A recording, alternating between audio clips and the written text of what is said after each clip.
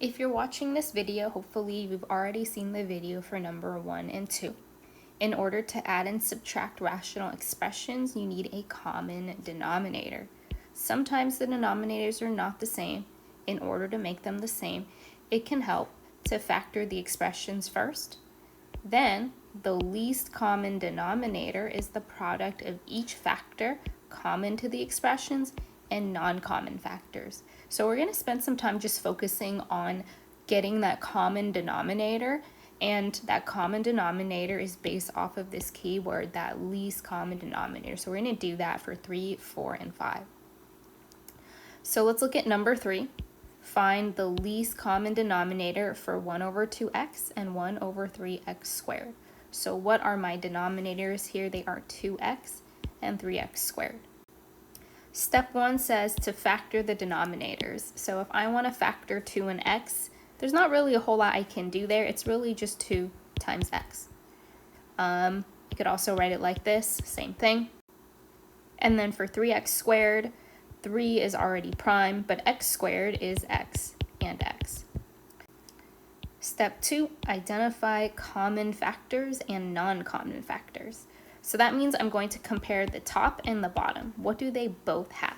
They both have this x. So I'm going to write that down here for the common factor. So yes, there is another x down here, but because it repeats, it doesn't count as a common factor. We also want non-common factors. So what does the one on the top have that the bottom one doesn't have? So that I see is the 2 is something the top has at the bottom. On the bottom, there's a 3, and on the bottom, there's also an extra x that the top doesn't have. So my non-common factors are 2, 3, and x. So finally, step 3, write the least common denominator, which is the product of common and non-common factors. So that means I'm going to multiply the common factors with the non-common factors to get my least common multiple. So that is x times 2 times 3 times x. And in this case, it's not too tough to simplify, so we do want to simplify this. 2 times 3 is 6, and x times x is going to give us x squared. This is our least common multiple. Let's look at number 4, finding the same thing, the least common denominator for 1 over x squared minus 3x minus 4, and 1 over 2x squared minus 32. Same steps. Step 1 is factor the denominators. Those are the values on the bottom. So we have x squared minus 3x minus 4 and 2x squared minus 32 that I have to factor. So just to review some factoring up top, I'm going to do that grouping method for this first denominator. So on the top, I'm going to multiply x squared and negative 4. And then on the bottom, I'm just going to put that middle term. Then I'm trying to figure out what's going to multiply to negative 4x squared and add up to negative 3x. So I think immediately 4x and 1x, but one of them has to be negative 4x. So then I'm going to rewrite it, x squared minus 4x plus 1x minus 4. And then for the first one, the first grouping, I can take out x. And for the second grouping, I can't take anything out, but I can take out a 1. So then my factors for that first denominator are x plus 1 and x minus 4. For the second one, 2x squared minus 32. It's in a bit of a different form, so I think I'm going to try to take out a GCF. They both can be divided by 2. So if I take out 2, I have x squared minus 16. Now, whenever I am trying to find the least common multiple, it's helpful if I can factor it all the way. So yes, I found the greatest common factor, so these are factors, but I want to factor it completely. That x squared minus 16 is a difference of squares, so I can break it up into x minus 4 and x plus 4. Cool. So we have our factors for the first and second denominator, so I want to focus on that part. Let's look at step 2. Identify common factors. So I'm going to highlight what I see that they both have. So on the top, I see there's an x minus 4 and an x minus 4 on the bottom. So that is a common factor, x minus 4.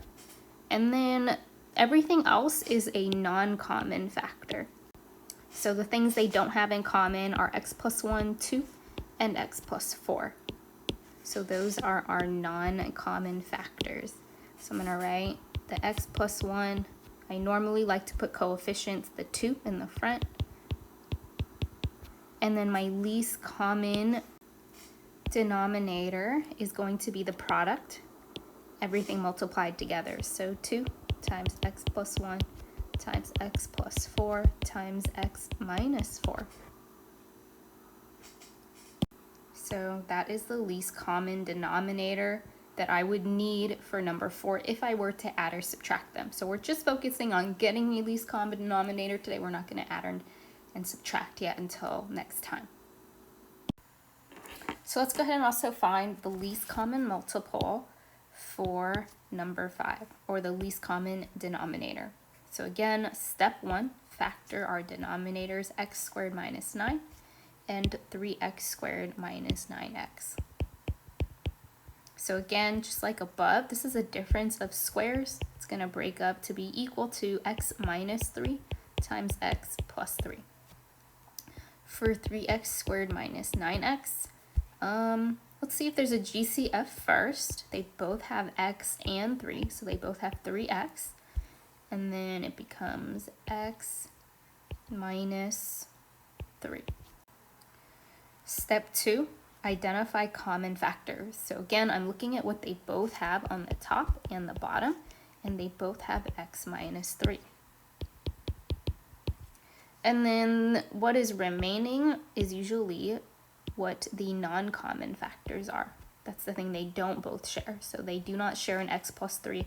They do not share 3x. So these are the uncommon or non-common factors. And then finally, step 3, which is to write the least common denominator. That just means we're going to multiply these guys together.